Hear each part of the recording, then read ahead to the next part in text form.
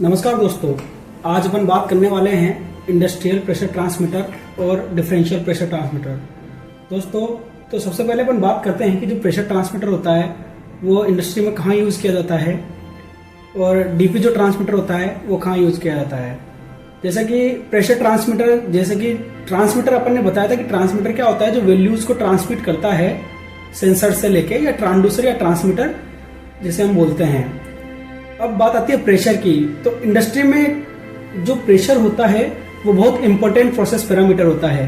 Pressure मापना, pressure से ही अपन देखते हैं कि एयरलाइन में कितना प्रेशर है, वाटर प्रेशर कितना है, आपका जो डक्ट है, जो एयर डक्ट है या फिर हॉट एयर डक्ट है, उसमें आपका सक्शन कितना है। सक्शन मीन्स ड्राफ्ट, उसे अपन ड्राफ्ट बोलते हैं, ड्राफ्ट प्रेशर। सक्शन मीन मतलब माइनस में जो प्रेशर है, जो सक कर रहा है डक्ट में से, जो अपना जो फैन है वो जो सक्शन कर रहा है, तो वो कितना एयर सक्शन कर रहा है या कितना ड्राफ्ट है उसका, उसके लिए भी अपन प्रेशर ट्रांसमीटर का यूज करते हैं। और उसके लिए अपन डीपी ट्रांसमीटर का भी एक तरह से यूज करते हैं। तो जो प्रेशर ट्रांसमीटर होता है वो किस प्रिंसिपल पे काम करता है, या जो डीपी होता है वो किस प्रिंसिपल पे काम करता है। और जैसे कि डीपी की अपन बात कर रहे हैं, बार बार अपन डीपी बोल रहे हैं, तो डीपी क्या होता है दोस्तों? डीपी किन्हीं दो पॉइंट्स के बीच में प्रेशर का डिफरेंस होता है, डिफरेंशियल प्रेशर। अगर मेरे को दो डक्ट है, उसमें मेरे को देखना है कि दो डक्ट में मेरा प्रेशर डिफरेंस कितना है, तो उसके लिए मैं डीपी ट्रांसमीटर का यूज करूंगा। या फिर मेरे को देखना है कि फैन के, जैसे कि फैन के इनलेट पे और आउटलेट पे कितना प्रेशर डिफरेंस आ रहा है, तो उसके लिए मैं डीपी ट्रांसमीटर का यूज करूंगा, डिफरेंशियल प्रेशर ट्रांसमीटर का यूज करूंगा। अभी बात करते हैं अपन सबसे पहले प्रेशर ट्रांसमीटर की। तो इंडस्ट्री में जो प्रेशर मेजर करते हैं उसका जो वर्किंग प्रिंसिपल होता है वो कैपेसिटर पे बेस्ड होता है दोस्तों।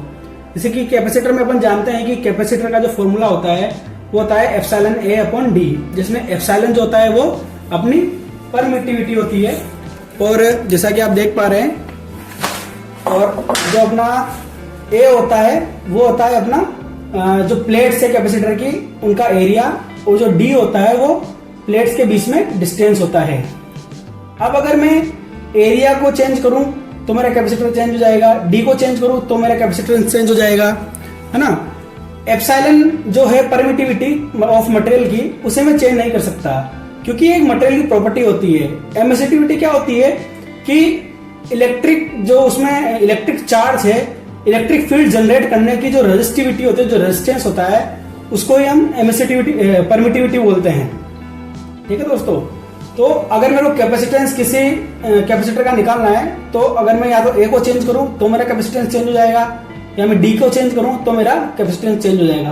अब प्रेशर ट्रांसमीटर में क्या यूज करते हैं कि ए जो प्लेट्स के बीच में जो एरिया है, ये जैसे दो प्लेट्स हैं, इनके बीच इनका जो एरिया है वो अपन कांस्टेंट रखते हैं, और इस डी के डिस्टेंस को चेंज करते हैं। ये जो बीच का डिस्टेंस है, जो प्लेटों के बीच का जो डिस्टेंस है, उसको अपन चेंज करते हैं। और जो मटेरियल उसमें भरा हुआ है, जो प्लेटों के बीच में जो मटेरियल है, उसका डायरेक्ट्रिक कांस्टेंट तो हमेशा कांस्टेंट ही रहेगा, तो उसको अपन चेंज नहीं कर सकते।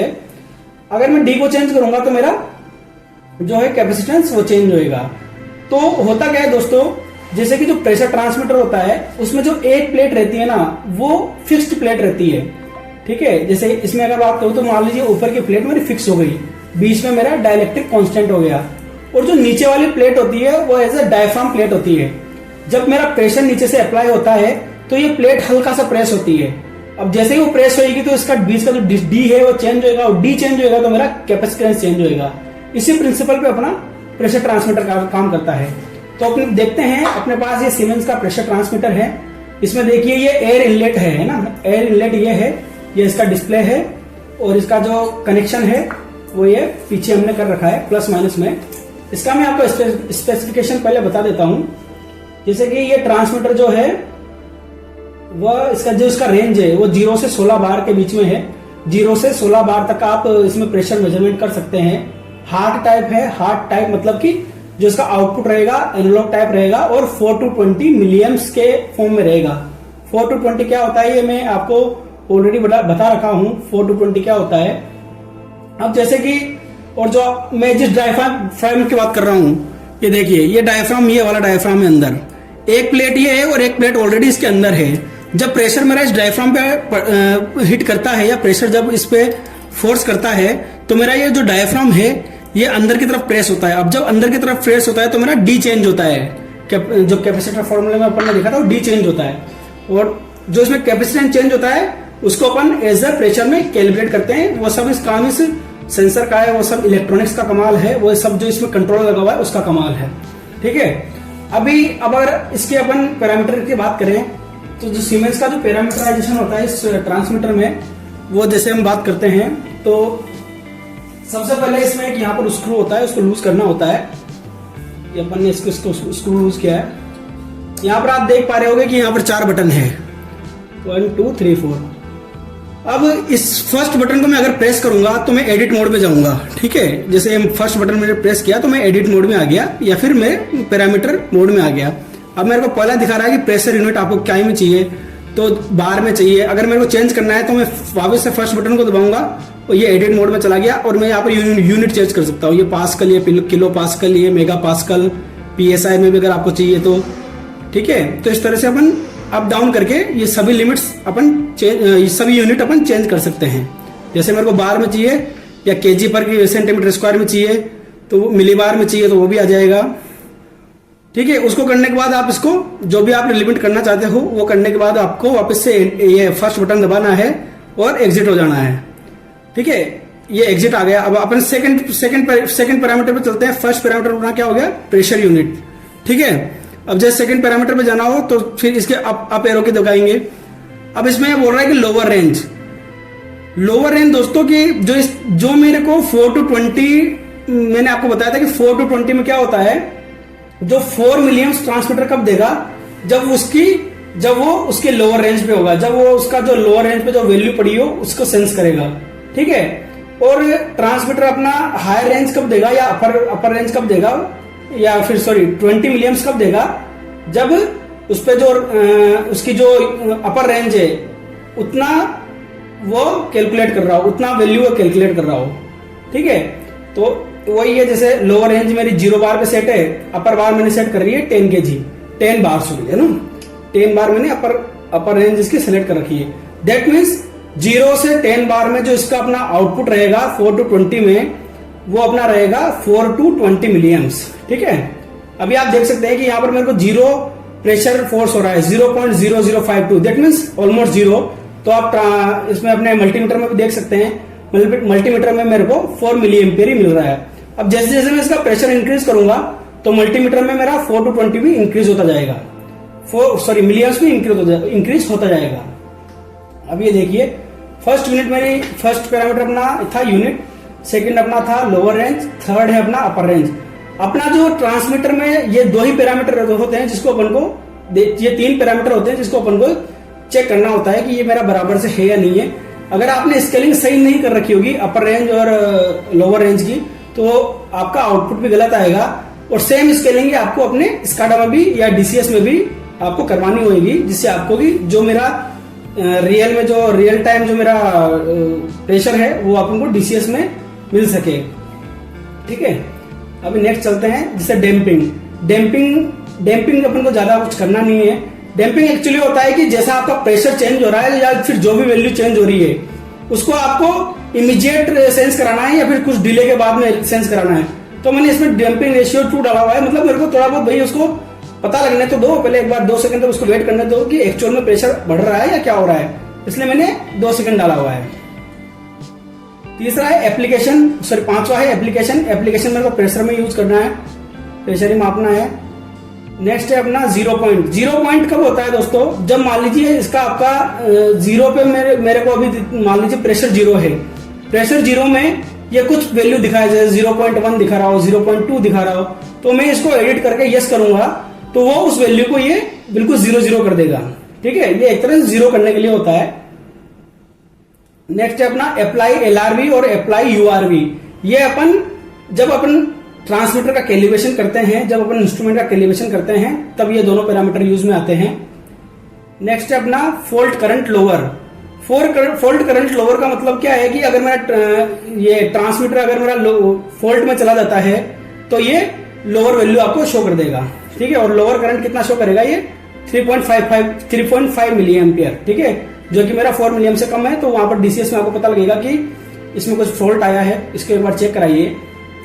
ऐसे ही अब फॉल्ट अगर आपको अब फॉल्ट पे आपको सिलेक्शन देना है कि मेरा फॉल्ट आया तो मेरा अपर वैल्यू चला जाए, जैसे कि हाई वैल्यू चला जाए, तो उस केस में अपन अपर फॉल्ट या फिर अपर वैल्यू यहाँ पर डालेंगे। अब यहाँ पर 22.8 मिलियन सिलेक्ट है, तो जब मेरा ये फॉल्ट में आ जाता है तो मेरे को ये देखना है कि मेरा जैसे ट्रांसमीटर फॉल्ट में आ जाए तो मेरा अपर वैल्यू डीसीएस को चला जाए, जिससे कि मेरे को पता लगे साइड पे कि डीसीएस को पता लगे कि साइड पे कुछ प्रॉब्लम हुई है, ये अपर वैल्यू से ऊपर जा रहा है, मतलब 20 मिलियन से ऊपर जा रहा है, तो ट्रांसमीटर पे एक बार चेक करिए उसमें कुछ गड़बड़ है।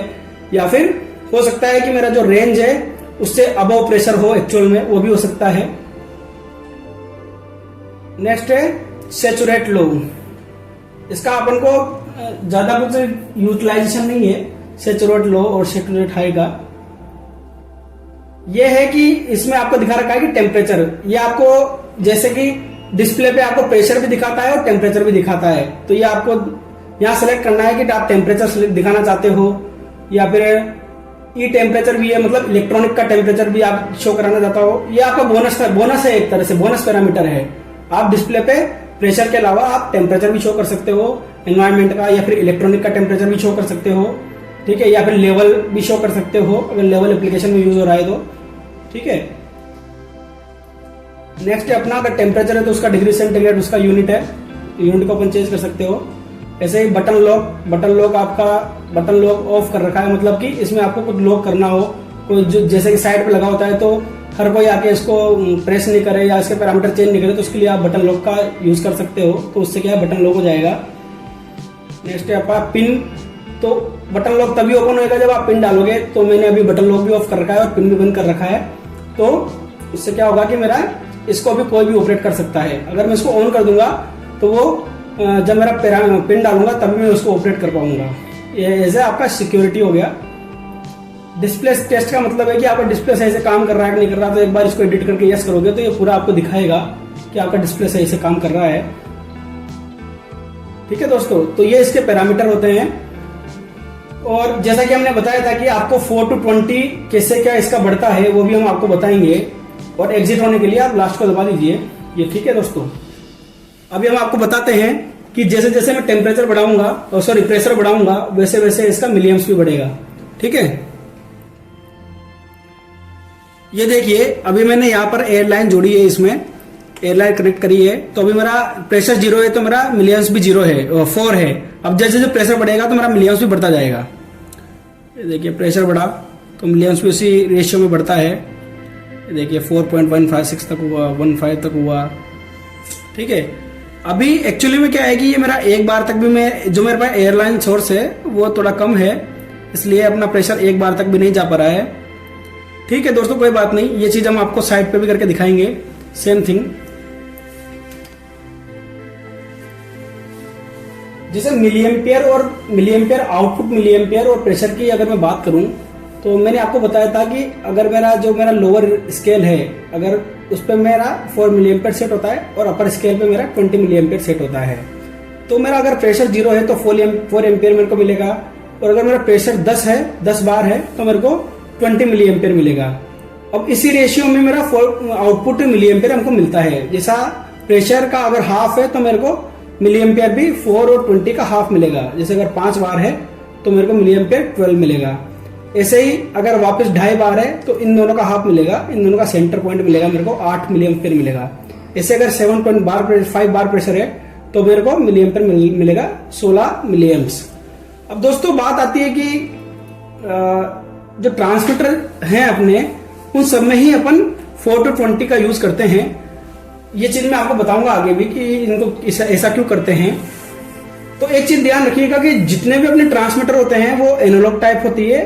एनालॉग टाइप का जो आउटपुट होता है वो एनालॉग टाइप आउटपुट एओ जनरेट करते हैं, और जितने भी स्विच होते हैं वो डिजिटल आउटपुट अपने को देते हैं। डिजिटल आउटपुट का मतलब हमने आपको पहले बताया था, डिजिटल आउटपुट मतलब या तो वो 0 देंगे या 1 देंगे, और जितने भी अपने ट्रांसमीटर होते हैं वो हमको 4 to 20 मिलीएम्पियर आउटपुट देते हैं।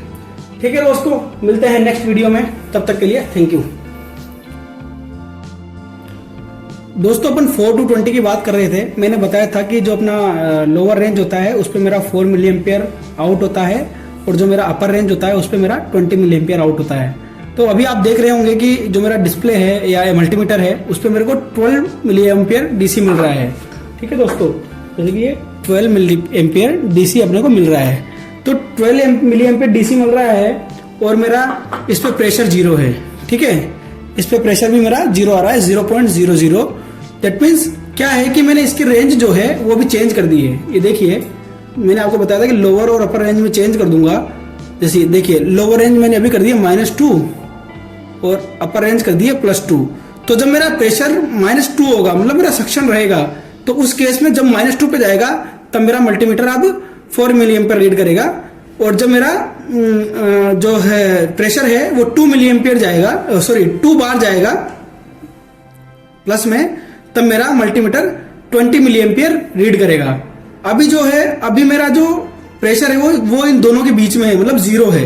ये देखिए, अगर आप इसका बार देख रहे होंगे तो ये भी लगभग सेंटर में है, तो 0.00, इसलिए अपने को 12 मिली एम्पियर मिल रहा है। अब ये रेंज आप जो ट्रांसमीटर में थी वो 0 से 10 थी, उसको मैंने चेंज करके -2 से 2 किया है। इसी तरह से अपन ट्रांसमीटर्स में स्केलिंग करते हैं। और अगर मेरे को देखना है कि ये 0 बार ही मेरे को अपने स्काडा पे मिले, तो मेरे को स्काडा के रेंज में -2 से 2 करानी पड़ेगी। अदरवाइज मेरा यहाँ का वैल्यू और स्काडा का वैल्यू का अगर अलग अलग रहेगा तो मेरा कभी भी जो यहाँ का डिस्प्ले पे जो वैल्यू आ रहा है और स्काडा पे डिस्प्ले पे जो वैल्यू आ रहा है वो कभी मैच नहीं करेगा। इसलिए हमेशा ध्यान रखिएगा कि 4 to 20 मिली एम्पियर आपका कॉमन होना चाहिए। जो आपने फील्ड में लगा सेटिंग करा है वही आपका स्काडा पे सेटिंग हो, और एज पर द रेंज होना चाहिए। जो इक्विपमेंट की रेंज है विद इन द रेंज होना चाहिए। अगर रेंज से आउट आप करोगे, पहली चीज तो रेंज से आउट ट्रांसमीटर लेगा ही नहीं, तो रेंज के अंदर ही रहेगा, रेंज के अंदर ही आपको करना है। ठीक है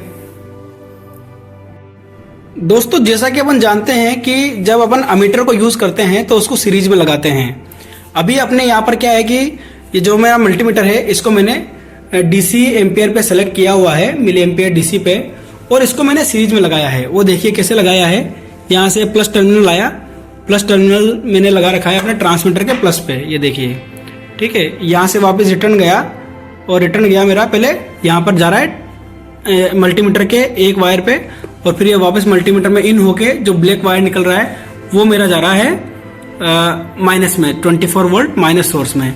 तो इस तरह से अपन जो मल्टीमीटर होता है उसको अपन सीरीज में लगा के चेक करते हैं ट्रांसमीटर्स में। ये चीज आप एसी में ना करें, क्योंकि डीसी जो है उसमें अपन हाथ लगा सकते हैं 24 वोल्ट तक, तो उसमें कोई इश्यू नहीं है। पर अगर आप एसी में, हाई रेटिंग एसीज में अगर आप ओपनली ऐसे यूज करोगे तो वो आपको झटका लग सकता है, करंट लग सकता है। इसलिए जो लो वोल्टेज सोर्स हैं उसी में आप मल्टीमीटर को लगा के सीरीज में चेक कर सकते हैं। जो हाई वोल्टेज सोर्स होते हैं उनमें अपन सीटी का और पीटी का यूज करते हैं। इसलिए जो हायर वोल्टेज सोर्स होते हैं उनमें अपन हाथ भी नहीं लगाते। इसमें अपन ऐसा कर सकते हैं क्योंकि ये जो डीसी है ये लो वोल्टेज डीसी है, इसमें मेरे को झटका नहीं लगेगा। पर यही चीज अगर हाई हो तो मेरे को करंट लग सकता है। इसलिए ये चीजें आप हाई करंट एसी में ना करें। डीसी में हम कर सकते हैं up to 20 volt, up to 24 volt. ठीक है दोस्तों।